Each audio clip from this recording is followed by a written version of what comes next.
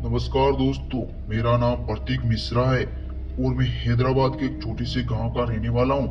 दोस्तों, मैंने अभी इंजीनियरिंग की पढ़ाई पूरी की है और साथ में एक सोलो बाइक राइडर भी हूं। दोस्तों, मुझे अक्सर छुट्टियों में वीकेंड पर जाना बहुत पसंद है।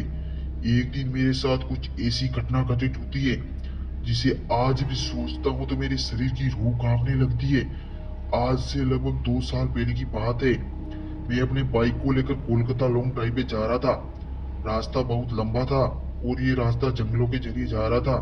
रास्ता लगभग 3 दिन का था, इसलिए मुझे पहले से ही होटल को बुक करना पड़ा। एक बार रास्ते में मुझे बहुत जोर की भूख लगी, इसलिए मैंने अपने बाइक को साइड में पार्क किया और पास में एक छोटे से नाश्ते की दुकान से थोड़ा नाश्ता कर लिया और बाद में मैंने अपनी ड्राइविंग की शुरुआत कर दी। अचानक से दोस्तों, मैं बाइक चला रहा था और मेरे पेट बिगड़ने लगा। मैं होटल पे जा सकूं इतना समय भी नहीं था, इसलिए मैंने पास में सुलभ शौचालय के एंड यूज का उपयोग किया। वहीं पे मुझे किसी के पायल की आवाज सुनाई दी और मुझे कुछ अजीब सा लग रहा था, पर उसके शौचालय में औरत का क्या काम। इसी समय वहां की लाइटें बंद चालू हो रही थी। मैं तो डर के मारे कांपने लगा। मेरे शरीर की रुपटें बदल रही थी। मैंने जोर से आवाज लगाई, कौन है, या मजाक कर रहे हो दोस्तों? लेकिन सामने से किसी का कोई रिप्लाई नहीं आया। थोड़ी देर बाद वहां सब ठीक हो गया।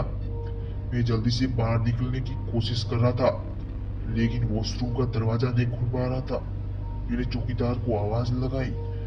उसने आके देखा तो दरवाजा बाहर से खोला था। फिर उसने आवाज लगाई, दरवाजा खुला है, आप थोड़ा धक्का लगाइए और बाहर आ जाइए।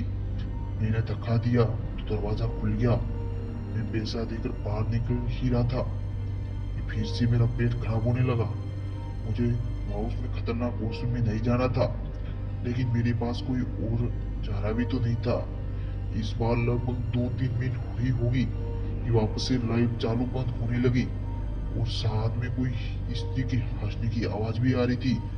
मुझे काफी डर लग रहा था। मैं जल्दी अपना काम पटक बाहर निकलने की कोशिश कर रहा था, लेकिन मैं वही उठ ही नहीं पा रहा था।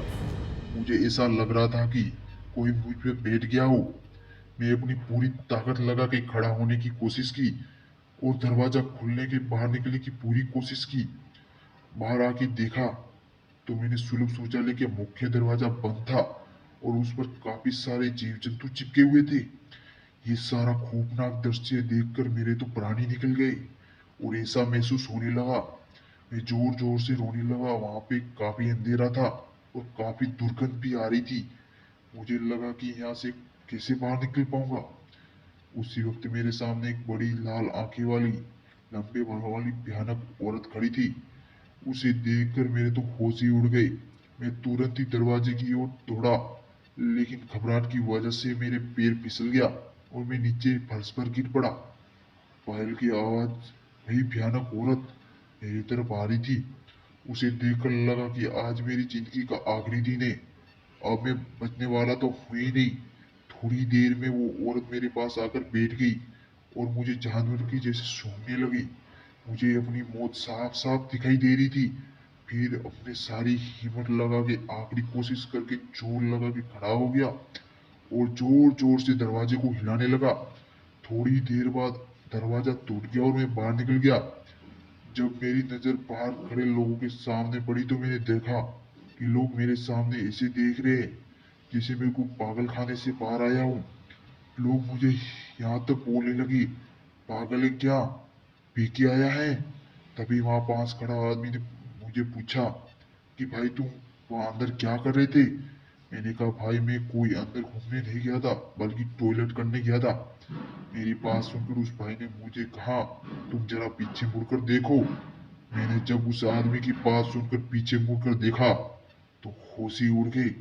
वहां कोई शौचालय ही नहीं था, बल्कि एक पुराना टूटा फूटा खंडार मकान था। ऊपर वाले की मेहरबानी थी कि मैं सलामत बच गया और उसे भयानक देखने जुड़े चंगुल से बच गया। दोस्तों, आपको ये कहानी पसंद आई हो तो इस कहानी को शेयर जरूर से कर दीजिएगा और कमेंट सेक्शन में एक प्यारा सा कमेंट जरूर से कर दीजिएगा। दोस्तों, आपने देखी है आहट अलर्ट टीवी की कहानियां, और दोस्तों, आर्ट अलर्ट टीवी आपके लिए आगे और नई नई कहानियां लेकर आएंगे।